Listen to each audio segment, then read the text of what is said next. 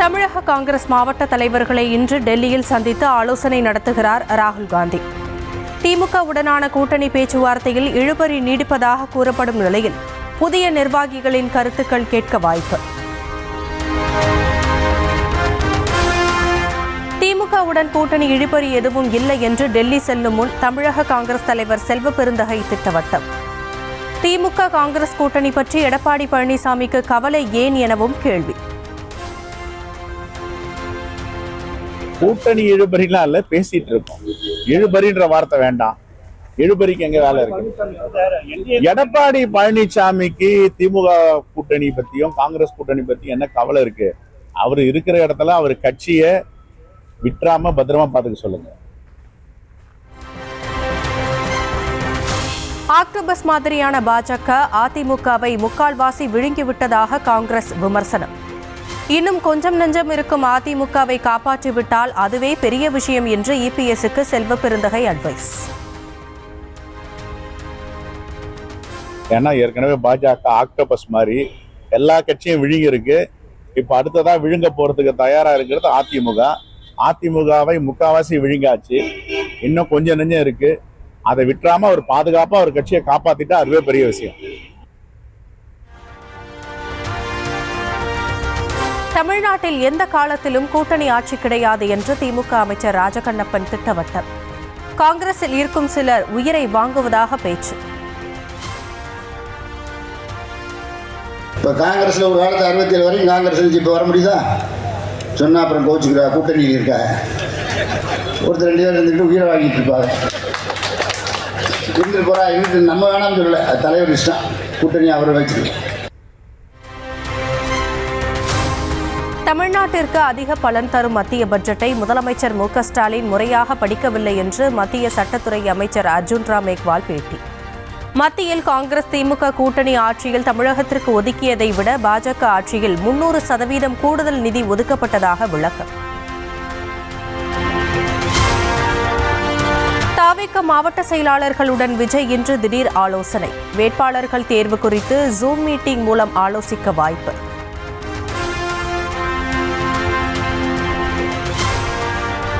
தமிழ்நாடு சட்டமன்ற தேர்தல் அறிவிப்பு வெளியாவதற்கு முன்பாக தேமுதிக கூட்டணி அறிவிப்பு வெளியாகும். தேமுதிக பொதுச் செயலாளர் பிரேமலதா விஜயகாந்த் மீண்டும் பேச்சு.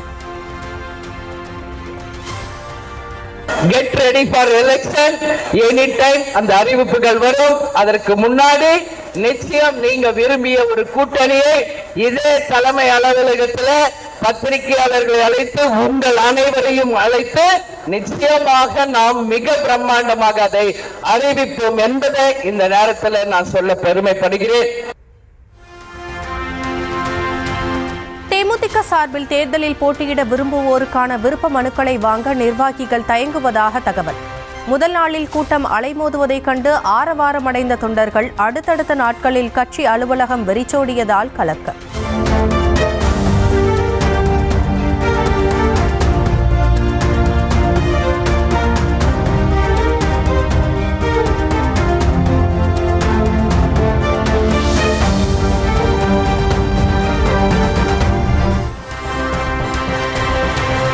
வீடு புகுந்து பத்திரிகையாளர்களை அடிக்க வேண்டிய சூழல் வரும். பிரேமலதா விஜயகாந்தை மேடையில் வைத்துக் கொண்டு தேமுதிக நிர்வாகி பகிரங்க மிரட்டல். கட்சி கோசம் 3 முறை ஜெயிலுக்கு போயிருக்கேன். அண்ணனுக்கு தெரியும். அண்ணன் கூட ஜெயிலில் இருந்திருக்கேன். பாசனபடியே பத்திரிக்கையாளர் அடிச்சு தான் போனோம். மறுபடியும் சொல்கிறேன், ரொம்ப கோபம் வருது, சரியில்லை, நல்லா இல்லை. நாளைக்கு வீடு புகுந்து அடிக்க வேண்டிய சூழ்நிலை வந்துடும். கண்டிப்பா சொல்றேன், நடக்கும். பாஜகவின் அமைப்பு பொதுச் செயலாளர் பொறுப்பில் இருந்து கேசவ விநாயகம் விடுவிப்பு. RSS அமைப்பில் கேசவ விநாயகத்திற்கு புதிய பதவி வழங்கப்பட்டதாக தகவல். RSS அமைப்பில் மாற்றம் என்பது இயல்பானது. பாஜக மாநில அமைப்பு செயலாளர் பொறுப்பில் இருந்து விடுவிக்கப்பட்டது குறித்து கேசவ விநாயகம் கருத்து.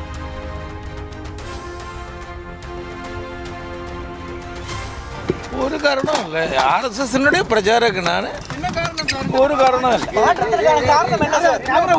இதில் நேச்சுரல் கட்சி உரிமைகோரல் பிரச்சினை எழுவதற்கு முன்பாக கிடைத்த ஆவணங்களின் அடிப்படையில் பாமக தலைவராக அன்புமணிக்கு அங்கீகாரம். பாமக விவகாரத்தில் முடிவெடுத்தது பற்றி தேர்தல் ஆணையம் டெல்லி உயர்நீதிமன்றத்தில் விளக்கம். அன்புமணியை பாமக தலைவராக ஏற்கனவே அங்கீகரித்ததை டெல்லி உயர்நீதிமன்றத்தில் தெளிவாக்கியுள்ள தேர்தல் ஆணையம். தேர்தல் ஆணையம் தங்களிடம் உள்ள ஆவணங்கள் அடிப்படையில் அங்கீகரிக்க எந்த தடையும் இல்லை என்று கூறி மறு ஆய்வு மனுவை முடித்து வைத்த நீதிபதி.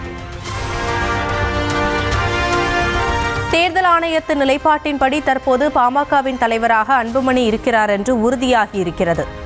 டெல்லி உயர்நீதிமன்ற உத்தரவை சுட்டிக்காட்டி வழக்கறிஞர் பாலு பேட்டி. என்பதை அவர்கள் சொன்னதையும் அவர்கள் பதிவு செய்திருக்கிறார்கள். இன்று வழங்கப்பட்ட தீர்ப்பின் மூலமாக தேர்தல் ஆணையம் மருத்துவர் அன்புமணி ராமதாஸ் அவர்களை தலைவராக ஏற்றுக்கொண்டிருக்கிறது. பாட்டாளி மக்கள் கட்சிக்கு மாம்பழம் சின்னம் ஒதுக்கப்பட்டது சரிதான். 2026 வரை மருத்துவர் அன்புமணி ராமதாஸ் அவர்கள் தான் தலைவராக தொடர்கிறார் என்பதை இன்று நீதிமன்றம் தெளிவுபடுத்தியிருக்கிறது. அங்கீகரிக்கப்படாத கட்சிகளின் உட்கட்சி விவகாரத்தில் தேர்தல் ஆணையம் தலையிட முடியாது என்று கடந்த டிசம்பர் 4ஆம் தேதி பிறப்பித்த உத்தரவில் எந்த மாற்றமும் செய்யப்போவதில்லை என்று நீதிபதி கூறிவிட்டார். எனவே பாமகவும் மாம்பழ சின்னமும் மருத்துவர் ராமதாஸ் தரப்புக்குதான் என்று வழக்கறிஞர் அருள் பேட்டி. அன்புமணியை தலைவராக அங்கீகரிக்கவில்லை. ஏனென்றால் இது அங்கீகரிக்கப்படாத கட்சி. தகப்பனார் கட்சி அவருக்கு சொந்தம் என்கிறார். இருதரப்பிற்கு பிணக்கு இருக்கும்போது மாம்பழ சின்னத்தை முடக்கி விடுவோம். தலைவராக இருக்கக்கூடிய டாக்டர் ராமதாஸ் தன்னுடைய கட்சியினுடைய விதிகளுக்கு உட்பட்டு திரும்பவும் தலைவராக தேர்ந்தெடுத்து அறிவிப்பாரையானால் அவரை தலைவராக ஏற்றுக்கொள்வோம். பாரிவேந்தரின் இந்திய ஜனநாயக கட்சியில் இருந்து தாவேக நிர்வாகி ஆதவ் அர்ஜுனாவின் மாமியார் லீமா ரோஸ் மார்டின் விலகல். சில கசப்பான அனுபவங்கள் காரணமாக கட்சியிலிருந்து விலகுவதாக அறிவிப்பு. ஆவின் நிறுவனத்தில் அரசு வேலை வாங்கித் தருவதாக கூறி மோசடி செய்த விவகாரத்தில் அதிமுக முன்னாள் அமைச்சர் ராஜேந்திர பாலாஜிக்கு ஜாமீன் நிபந்தனைகளில் தளர்வுகள் வழங்க மறுப்பு. தமிழ்நாடு அரசு பதில் மனு தாக்கல் செய்த பிறகுதான் உத்தரவு பிறப்பிக்க முடியும் என்று உச்சநீதிமன்றம் திட்டவட்டம். செல்வ பெருந்தகைக்கு கண்டனம் தெரிவித்த பதிவை டெலீட் செய்த விசிக எம்எல்ஏ எஸ் பாலாஜி. எந்த நிலையிலும் திருமாவளவன் நிலைப்பாட்டை கேள்விக்குள்ளாக்கவில்லை என்று செல்வ பெருந்தகை அலைபேசியில் விளக்கமளித்ததாக புதிய பதிவு.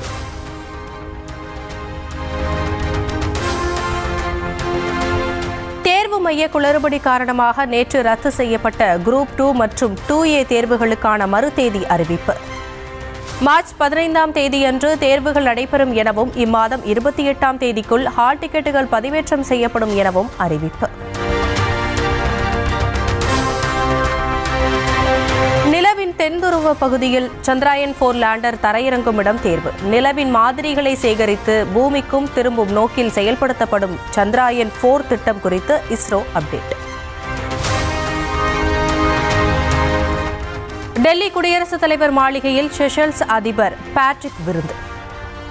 திரௌபதி முர்மு அளித்த விருந்தில் குடியரசு துணைத் தலைவர் CP ராதாகிருஷ்ணன் உள்ளிட்டோர் பங்கேற்பு.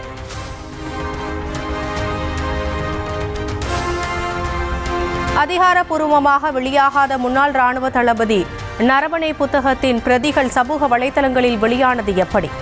நாடாளுமன்றத்தில் ஆளுங்கட்சிக்கு எதிராக ராகுல் காந்தி புயலை கிளப்ப உதவிய புத்தகம் கசிந்தது தொடர்பாக டெல்லி காவல்துறை வழக்கு பதிவு.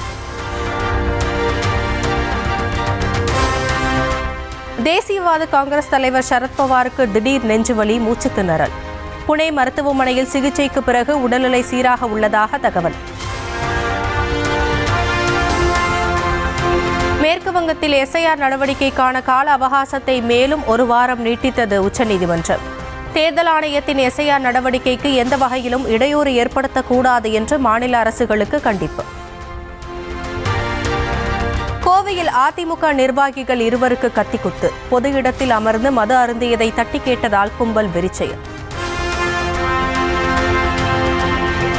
கடலூர் மாவட்டம் பன்ருட்டி அருகே செங்கல்சூளையில் திடீரென மண் சரிந்து பெண் தொழிலாளி உயிரிழப்பு. செங்கல்சூளை உரிமையாளரை கண்டித்து பெண்ணின் உறவினர்கள் சாலை மறியலில் ஈடுபட்டதால் பரபரப்பு. கோவை மாவட்டம் சூலூரில் பரோட்டாவுக்கு கூடுதல் குருமா கேட்ட பட்டியலின இளைஞரை கொலை செய்த வழக்கு. பரோட்டா மாஸ்டர் விடுவிக்கப்பட்ட நிலையில் ஹோட்டல் உரிமையாளர் உட்பட 2 ஆயுள் தண்டனை.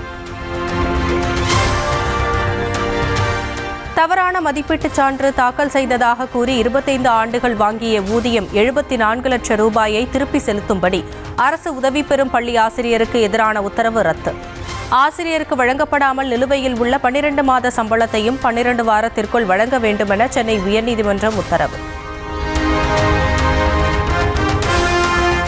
கனடாவில் பறந்து காணப்படும் ஏரி முற்றிலும் உறைந்தது. பனியால் மூடப்பட்ட பாலைவனம் போல காட்சியளிப்பு.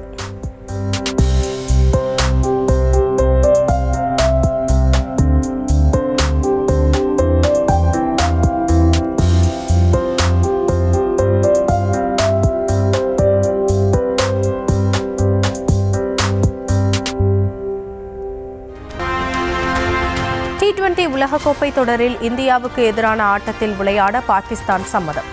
இந்தியாவுடனான போட்டியை புறக்கணிப்பதாக அறிவித்திருந்த நிலையில் பல்டி அடித்த பாகிஸ்தான். BCCIயின் வருடாந்திர ஒப்பந்தத்தின்படி முன்னணி வீரர்கள் ரோஹித் சர்மா, விராட் கோலியின் சம்பளம் குறைப்பு. A+ சம்பள பிரிவில் இருந்து B பிரிவுக்கு தரமிறக்கப்பட்டதால் ரசிகர்கள் அதிர்ச்சி.